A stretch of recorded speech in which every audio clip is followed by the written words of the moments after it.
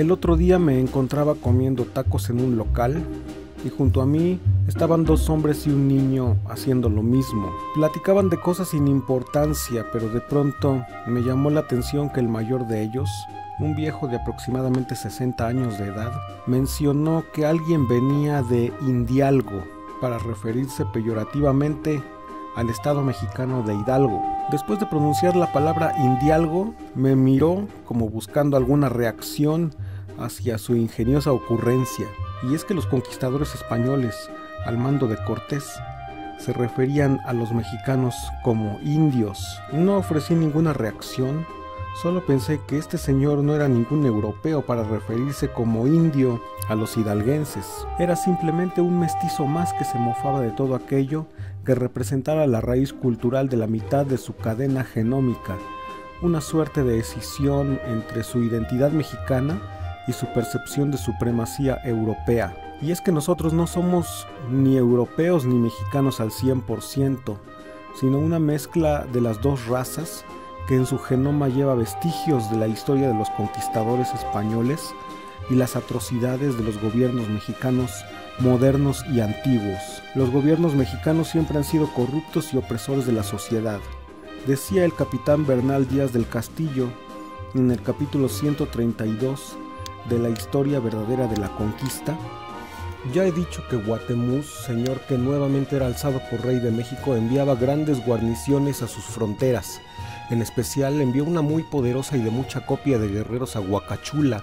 y otra a Ozúcar, que estaba a 2 o 3 leguas de Huacachula, porque bien temió que por allí le habíamos de correr las tierras y pueblos sujetos a México. Y parece ser que como envió tanta multitud de guerreros y como tenían nuevo señor, hacían muchos robos y fuerzas a los naturales de aquellos pueblos donde estaban aposentados, y tantas que no los podían sufrir los de aquella provincia, porque decían que les robaban las mantas y maíz y gallinas y joyas de oro, y sobre todo las hijas y mujeres si eran hermosas, y que las forzaban delante de sus maridos y padres y parientes, como oyeron decir que los del pueblo de Cholula estaban muy de paz y sosegados después de que los mexicanos no estaban en él, y Angora asimismo en lo de Tepeaca y Tecamachalco y Cachula. A esta causa vinieron 4 principales muy secretamente de aquel pueblo, por mí otras veces nombrado, y dicen a Cortés que envíe teules y caballos a quitar aquellos robos y agravios que les hacían los mexicanos, y que de todos los de aquel pueblo y otros comarcanos nos ayudarían para que matásemos a los escuadrones mexicanos, y de que Cortés lo oyó, luego propuso que fuese por capitán Cristóbal de Oli con todos los más de a caballo.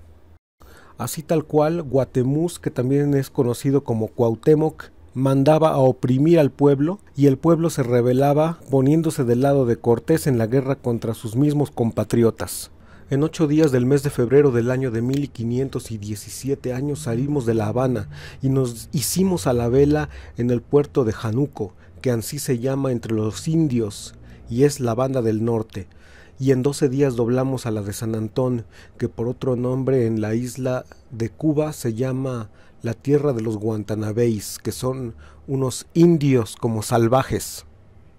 Así se refería Bernal y todos los conquistadores al pueblo de México. Así contaminaban con viruela al país. Así hacían revancha en tierra ajena si había gente muerta a manos de los mexicanos. Y así también el gobierno de México oprimía al pueblo mismo al cual servía. Que les ruega que luego vengan de paz donde estábamos para ser nuestros amigos, y que despidan de su pueblo a los mexicanos, sino que iremos contra ellos como rebeldes y matadores y salteadores de caminos, y les castigaría a fuego y sangre, y los daría por esclavos, y como fueron aquellos 6 indios y 4 mujeres del mismo pueblo, si muy fieras palabras les enviaron decir, mucho más bravosa nos dieron la respuesta con los mismos 6 indios y 2 mexicanos que venían con ellos. Nótese cómo tenía 2 acepciones para la gente de México. A algunos les decían indios y a otros les decían mexicanos. Ahí dice, con los mismos 6 indios y 2 mexicanos que venían con ellos. Había una clara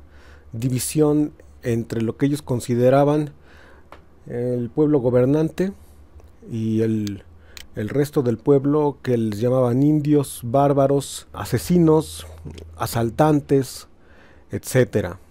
Otro de los ejemplos de cómo subió al poder Cuauhtémoc, pues no lo hizo de forma democrática. Aquí Bernal Díaz del Castillo habría contado cómo Moctezuma habría dado el dedazo. Ya en aquella sazón habían alzado en México otro señor por rey, porque el señor que nos echó de México era fallecido de viruelas, y aquel señor que hicieron rey era un sobrino o pariente muy cercano del gran Montezuma, que se decía Guatemuz, mancebo de hasta 25 años, bien gentil hombre para ser indio, y muy esforzado, y se hizo temer de tal manera que todos los suyos temblaban de él, y estaba casado con una hija de Montezuma, bien hermosa mujer para ser india.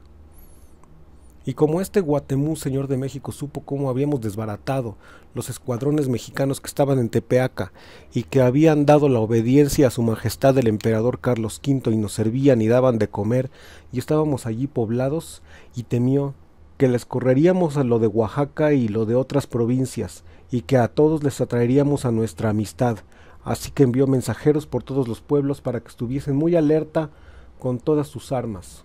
Independientemente de la etiqueta política y partidista, el deseo de que una nación le pida perdón a otra por motivos históricos implica que sus gobernantes también pidan perdón al pueblo por la opresión y los excesos cometidos a lo largo de la historia. En ambos casos veremos difícilmente que alguien pida perdón por lo que hicieron Cuauhtémoc o Santana, y que alguien pida perdón por lo que hicieron Cortés o Donald Trump. Lo que sí sería genial es comprender que la discriminación por gentilicio es un recurso usado desde la conquista de México para determinar quién era quién entre los habitantes del país. Saber que cuando hablamos de indialgo podríamos estar cometiendo el suicidio de acabar con nuestros últimos vestigios de identidad cultural, para así ser conquistados por las modernas empresas extranjeras que nos han vendido desde el agua hasta nuestra casa. Si las empresas españolas empiezan a producir tamales, pronto se vería a la población mexicana impulsada a comprar tamales de fábrica y a llamar indios a los salvajes que los compran hechos a mano. Hoy seguimos siendo oprimidos por el comercio, por el gobierno y sus dependencias. Tomamos revancha en tierra ajena, robamos, matamos y tomamos indias, sí, aunque no tengan hermosura. Ahora pide usted perdón por lo que somos, que eso no lo puede remediar el genoma mesoamericano, ni la política comercial que tanto preocupa a los nuevos conquistadores del dinero.